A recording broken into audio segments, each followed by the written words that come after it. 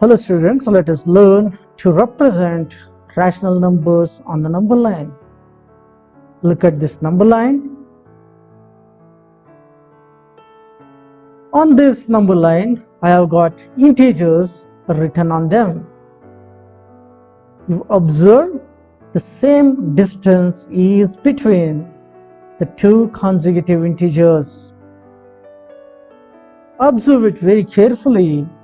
There are equal parts made between the consecutive integers.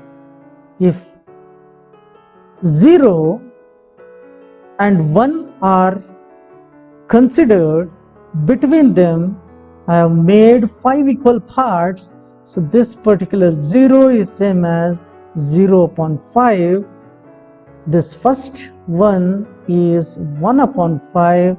The second one is 2 upon 5, third is 3 upon 5, fourth is 4 upon 5, 1 is same as 5 upon 5.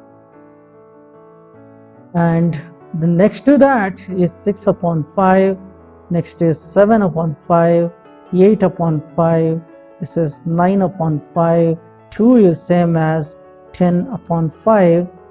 Towards the left side, we have got negative 1 by 5, negative 2 by 5, negative 3 by 5, negative 4 by 5. Negative 1 is negative 5 by 5.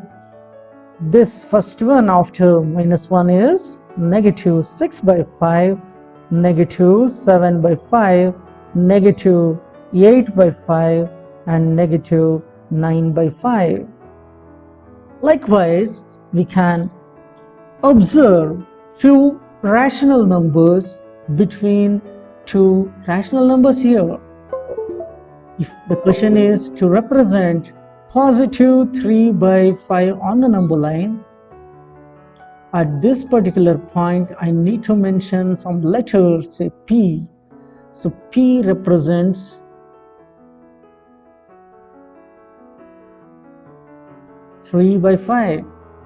If the question is to represent 8 upon 5, this particular point is Q, which represents 8 upon 5. If the question is to represent negative 7 upon 5, let me name this as R. R represents negative 7 by 5.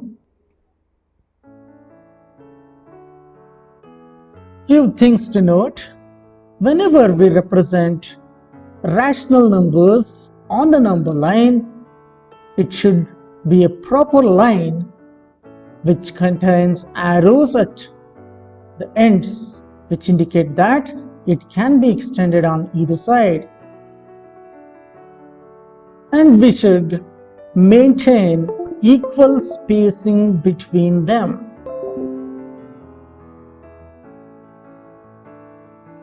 Observe it very carefully. Can I say this particular line L as a number line? Yes, we can say, because two consecutive integers are being mentioned here, 33 and 34. If you observe these parts, they are of equal length. Since 3 equal parts are being made, this particular question mark indicates that it is 33 1 upon 3. The second arrow mark will indicate that it is 33 2 upon 3, which is same as 100 by 3, 101 by 3. This particular number is same as 33 3 by 3, which is 102 by 3. On simplification, we get it as 34. Likewise, I can represent the rational number on the number line. If there is a question to represent negative 13 by 5 on the number line, the first thing what I should do is express this particular improper fraction into a mixed fraction. So minus, this will become equal to 2 3 by 5. So where does this negative 2, 3 by 5 lie? This negative 2, 3 by 5 is a number which is less than negative 2 and greater than negative 3. So between minus 2 and minus 3, this particular number lie. So what I require is a number line in which minus 2 should be there. Then I'll make 5 equal parts. 1, 2, 3, 4, 5. This particular number is negative 2, 1 by 5. This is negative 2, 2 by 5. This is negative 2, 3 by 5, negative 2, 4 by 5, and minus 3. So negative 2, 3 by 5, this particular point P will indicate minus 2, 3 by 5, or it is negative 13 by 5. So we need not write all the integers on the number line. The two integers which are closer to the given rational numbers are sufficient to mention the number line. When the number line and the parts are given, it is easy to identify the rational number. Say, look at this question. Write the rational number for each point labeled with letter. What does the letter A indicate? What does the letter B, C, D, E indicate? Observe the first one. We have got 5 in the denominator. So between two consecutive integers, 5 parts have been made. This particular point A will indicate 1 upon 5. Point B indicates 4 by 5. Point C indicates 5 by 5, which is 1. Point D indicates 8 by 5. Point E indicates 9 by 5. Similar way, the second one, the denominator is 6 over here. This J indicates minus 11 upon 6. I will indicate negative 8 by 6. H will indicate negative 7 by 6.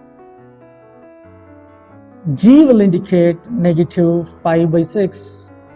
F indicates negative 2 by 6. This is how we can identify the rational number.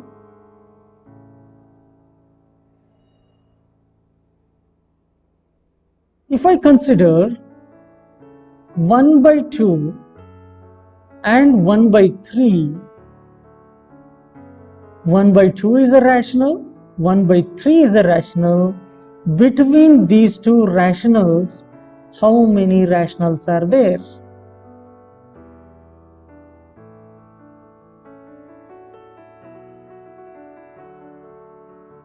How many rationals are between 1 by 2 and 1 by 3? To answer this question, let me consider 1 by 2 and 1 by 3. Let me add them and divide by 2. 1 by 2 plus 1 by 3 divided by 2. This LCM is 6. So 3 to be added to 2. Here the denominator is 2 by 1. On simplifying, we get 5 by 12. So there is a number 5 by 12 between 1 by 2 and 1 by 3. Suppose if I add this 5 by 12 with 1 by 2, then divide by 2, I'll be getting 12 as the LCM. So 5 to be added to 6 divided by 2 by 1. On further simplification, I get 11 upon 24. So between 1 by 2 and 5 by 12, there is another rational number, which is 11 upon 24. The same way, between 1 by 3 and 5 by 12, we can find one more rational. Between these two, I can find one more rational. Between these two, I can find rational. Between these two, I can find rational. So each time, if A and B are two rationals, the sum of this A and B upon 2 will give rational number between A and B. So we can find infinite number of rational numbers between these two. So in general, between any two rational numbers,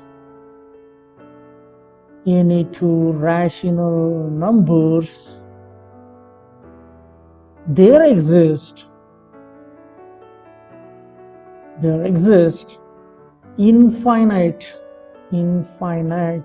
number of rational numbers.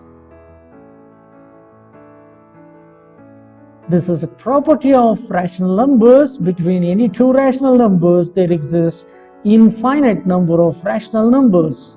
This particular property is called as betweenness property. Betweenness property. Suppose if I ask you a question to find 10 rational numbers between 1 and 2 by 3, how do we find? Look at the number 2 by 3 and 1 is same as 3 by 3. I can write 1 as 3 by 3. Suppose if I multiply this 2 by 3 with 11 and divide by 11, I'll be getting 22 upon 33. This particular number 3 by 3, if I multiply with 11, I'll be getting 33 upon 33. Look at the number here. This 22 by 33 is a smaller number compared to 33 upon 33.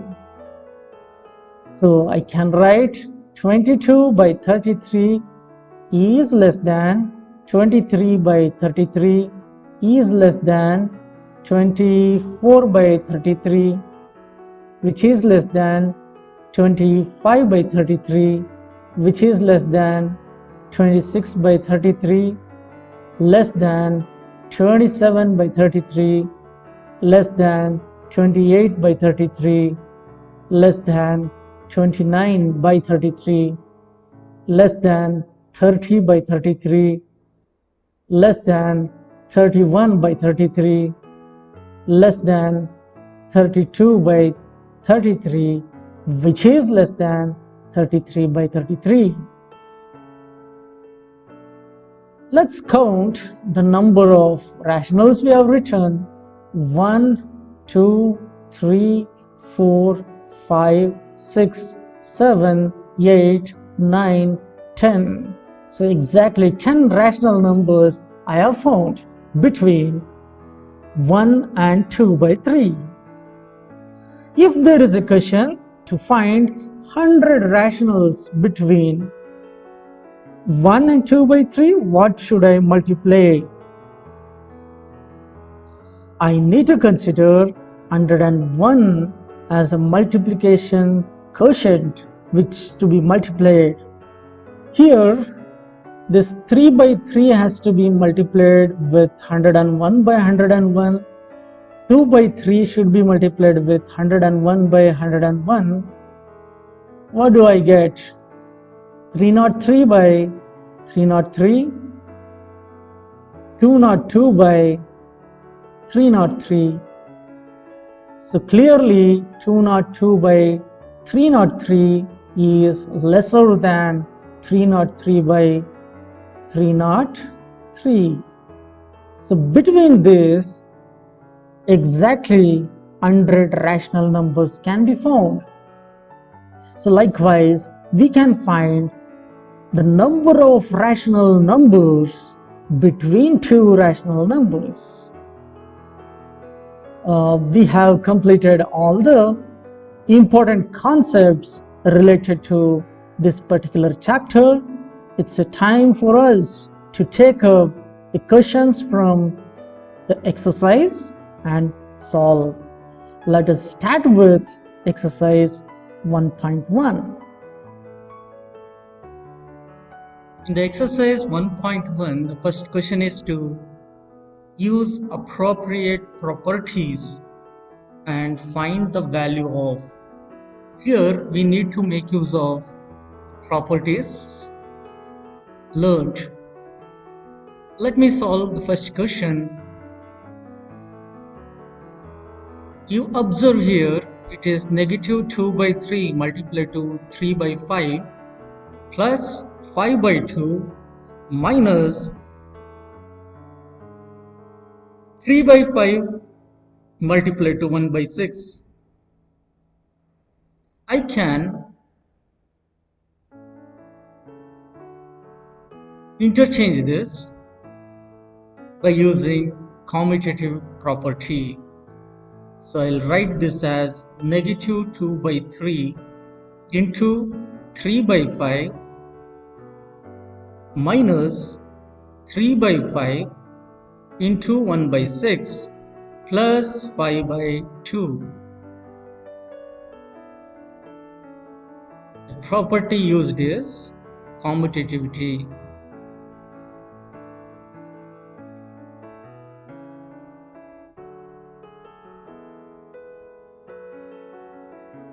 Now you can observe there is 3 by 5 present in these two terms.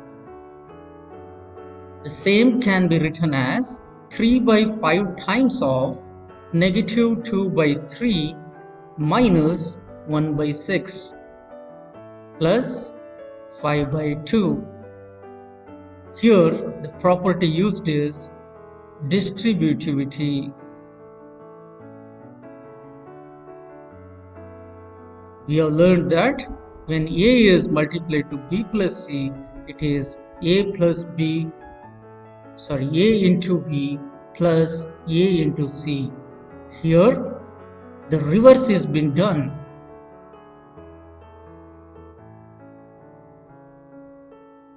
Now we need to simplify within the brackets.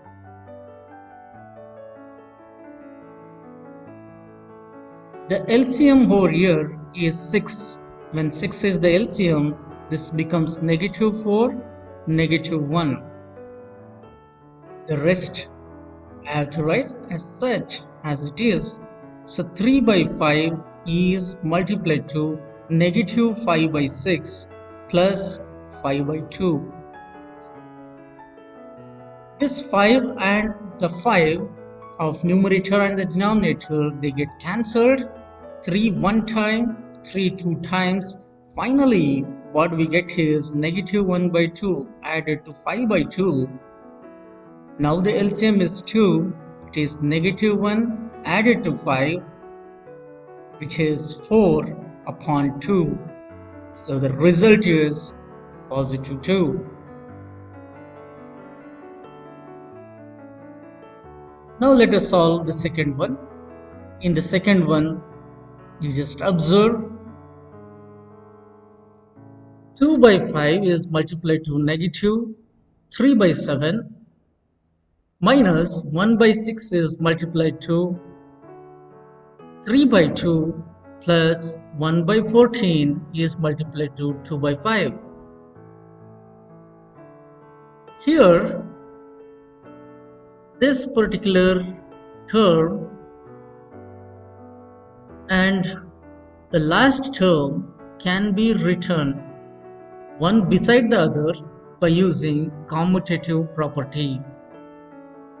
So if I use commutativity, I can write this as 2 by 5 into negative 3 by 7 plus 1 by 14 into 2 by 5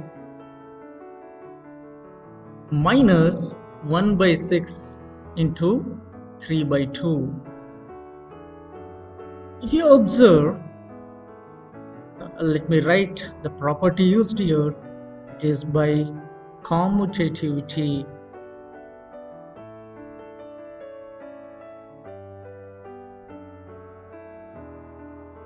I can make use of distributive property. 2 by 5 can be taken as common and the remaining will be negative 3 by 7 added to 1 by 14.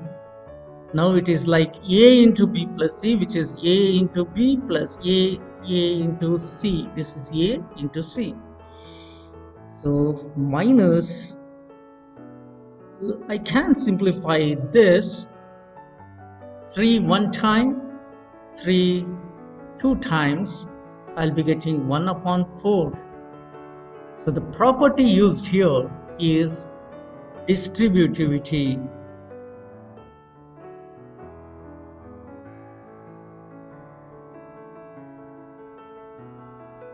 Now I can simplify within the brackets. LCM is 14. If 14 is LCM, this becomes negative 6 added to 1 minus 1 by 4. Negative 6 added to 1 will be negative 5. So 2 by 5 is multiplied to negative 5 by 14 minus 1 by 4. Let's simplify at this stage. 5 and 5 get cancels. 2 one time, 2 7 times. What we get is negative 1 upon 7 minus 1 by 4. LCM at this stage is 28. If 28 is the LCM, we get negative 4 minus 7. So the result is negative 11 by 28.